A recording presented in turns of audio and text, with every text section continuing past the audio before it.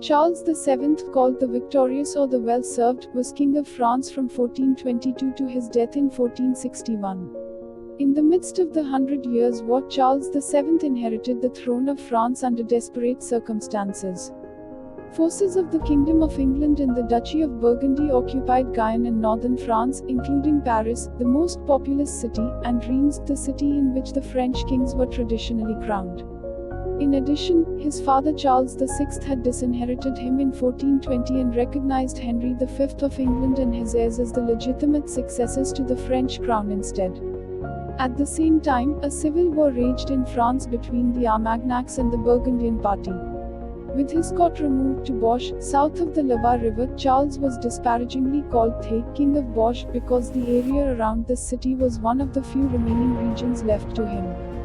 However, his political and military position improved dramatically with the emergence of Joan of Arc as a spiritual leader in France.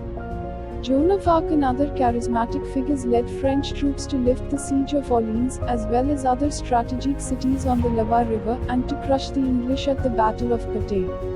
With the local English troops dispersed, the people of Reims switched allegiance and opened their gates, which enabled the coronation of Charles VII in 1429 at Reims Cathedral. This long-awaited event boosted French morale as hostilities with England resumed. Following the Battle of Castellane, Charles VII, called the Victorious or the Well-Served, was King of France from 1422 to his death in 1461. In the midst of the Hundred Years' War, Charles VII inherited the throne of France under the French expelled the English from all their continental possessions except for the Pale of Calais.